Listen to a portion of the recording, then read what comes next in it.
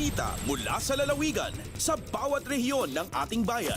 Dito sa Ang Pilipinas Ngayon.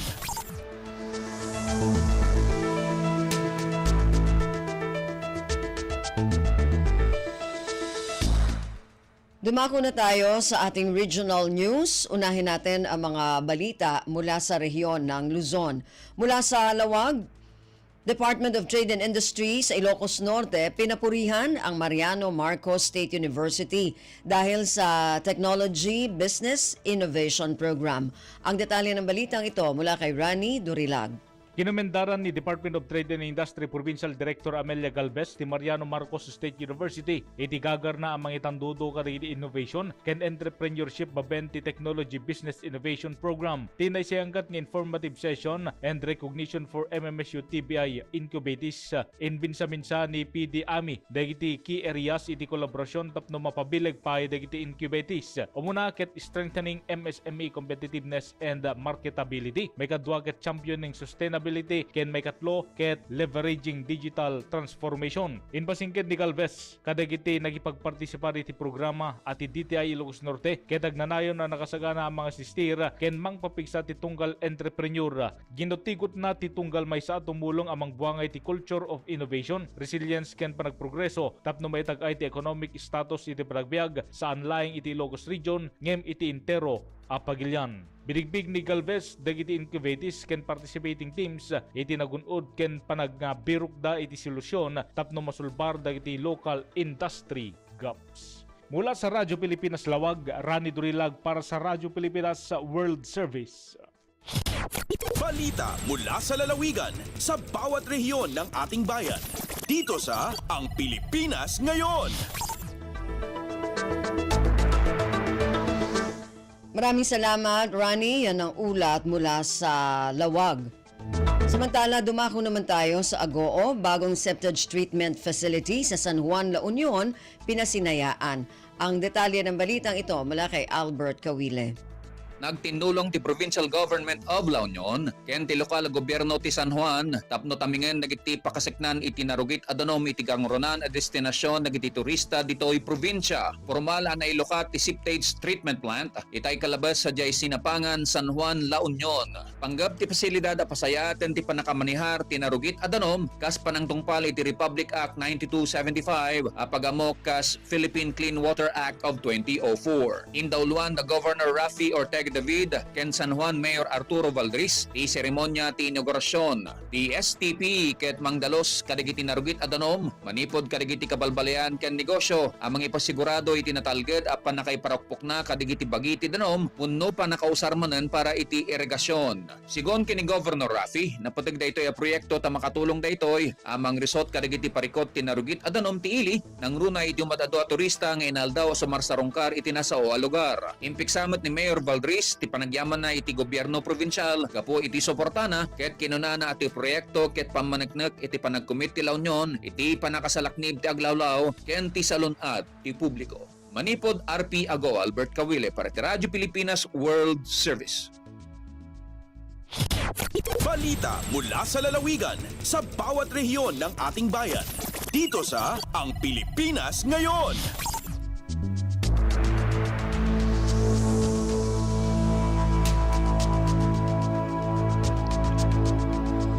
Maraming salamat, Albert. Yan ang ulat mula sa Agoo.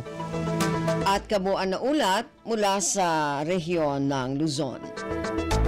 Dumako naman tayo sa rehiyon ng Kabisayaan. Mula sa Borongan, DSWD Eastern Visayas House for Girls o HFG residents nakapagtapos ng ilang training mula sa TESDA. Ang detalye ng balitang ito mula kay Dayan Camplon. Malang puson nga nakapagtapos in skills training ang pirang mga residente ng staff han Home for Girls, ang Department of Social Welfare and Development Eastern Visayas. Ipinagan tambulig han Technical Education and Skills Development Authority or TESDA Regional Office 8, Leyte Provincial Office, nagdumarahin training para ha basic table skirting, manicure, pedicure and housekeeping nga nakafocus sa paglilinis sa mga pampubliko nga lugar, pasilidad ngan ekipahe. Kaparatihin nga paghagid inan panuyan Department of of Social Welfare and Development nga magkamay-ada holistic development. Ngan matagan hina practical nga hibabruan ang mga residentehan home for girls nga pupwede nila maggamit hapag pakabuhi. Ang home for girls in usahang mga centers and residential care facilities or CRCFs ito na DSWD Eastern Visayas nga nakupkup ang mga kabataan nga kababayinan nga na-rescue gikan ang mga karahasan ngan pan-aabuso. Tikang dediha syudadhan Borongan, Dayan Camplon para Radyo Pilipinas World Service. Balita mula sa lalawigan sa bawat rehiyon ng ating bayan. Dito sa Ang Pilipinas Ngayon. Maraming salamat, Dayan. Yan ang ulat mula sa Borongan. Samantala, dumako naman tayo sa Sogod Women's Association sa St. Bernard sa Southern Leyte. Nakatanggap ng 500,000 piso na livelihood assistance mula sa DOLE. Ang detalye ng balitang ito mula kay Ria Mikate. Dugang livelihood assistance ang nadawat sa lokal nga pagamhanan sa St. Bernard Southern Leyte gikan sa Department of Labor and Employment kun DOLE Regional Field Office 8. Kini atol sa gipagan nga nationwide job fair sa ahensya sa Robinsons North Tacloban niadtong Biyernes, Enero 31. Din lakip sa aktibidad nga gihimo ang awarding of livelihood grants. Nasayran sa Radyo Pilipinas gikan sa lokal nga pagamhanan nga miabot og 500,000 pesos ang gigahin sa DOLE sa lungsod alang sa Juanas Association sa Barangay Lipanto. Ubos gihapon kini sa Integrated Livelihood Program kon DILP nga may isa sa mga flagship program sa ahensya nga naghatag og grant assistance alang sa capacity building sa livelihood ug entrepreneurial ventures para sa mga huyang ug marginalized nga mga trabahante. Pinaagi ni matabangan mga kabus nga makasugod sa ilang panginabuhian ug aduna usab matampo alang sa paglambo sa lungsod. Gikan sa Radyo Pilipinas sugod kini si Ria Mikati alang sa Radyo Pilipinas World Service. Balita mula sa lalawigan sa bawat rehiyon ng ating bayan. Dito sa Ang Pilipinas Ngayon.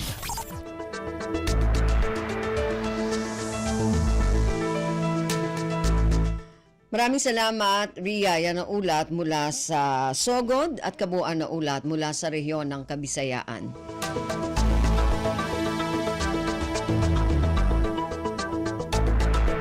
Samantala, dumako naman tayo sa Cagayan de Oro, kauna-unahang Chinese culinary exhibit, ibinida sa pagdiriwang ng Chinese New Year sa Cagayan de Oro City.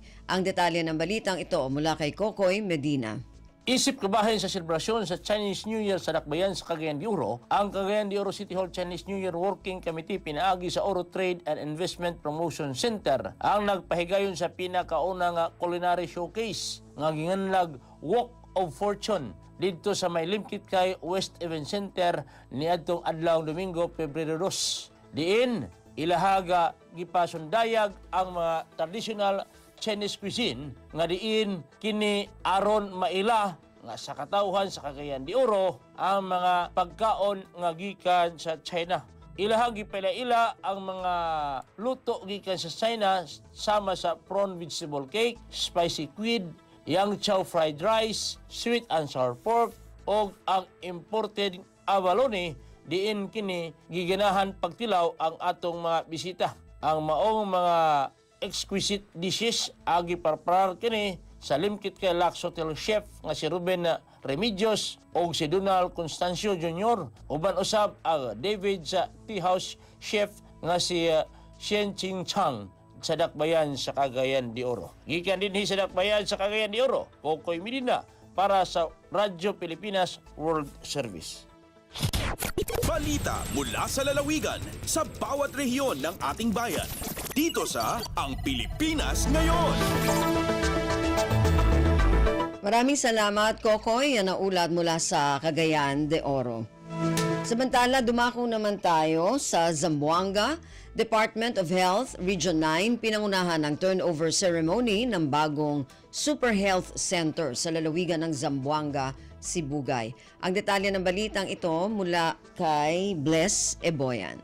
Gipanguluhan ni Department of Health Region 9 Director Joshua Brillantes ang inauguration of turnover ceremony para sa Super Health Center sa lungsod sa Payao, Zamboanga, Sibugay. Kini nga Super Health Center magsilbing importante nga pasilidad nga adunay health services, maternal ug child care, immunization, laboratory services ug uban pa. Ang turnover ceremony gitambungan usab ni DOH Provincial Officer Dr. Herbert Saavedra kauban ang alkalde sa lungsod sa Payao nga si Mayor Joshua Mendoza. Ang aktibidad nagpamatuod sa kolaborasyon tali sa DOH ug local government units aron mahimong advance ang universal healthcare ug aron masiguro ang dekalidad nga serbisyo maskin sa mga remote areas ug alang sa katawhan. Gikan diri sa Radyo Pilipinas Zamboanga, kini si Bless Iboyan para sa Radyo Pilipinas World Service.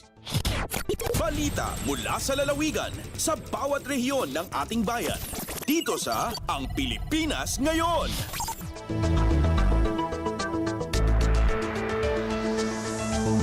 Maraming salamat, Bless. Yan ang ulat mula sa Zamboanga.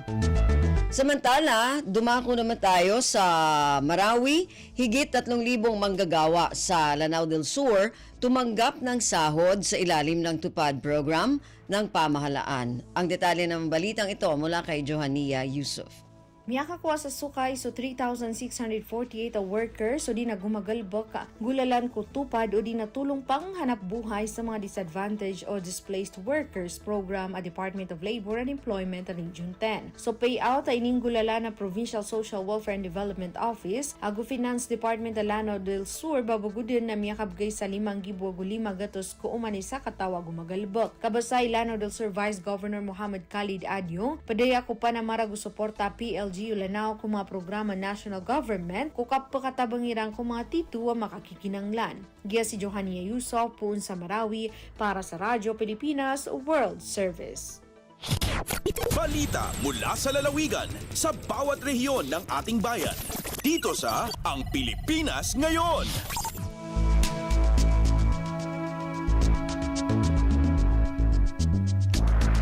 Maraming salamat, Johania. Yan ang ulat mula sa Marawi at kabuuan na ulat mula sa rehiyon ng Mindanao.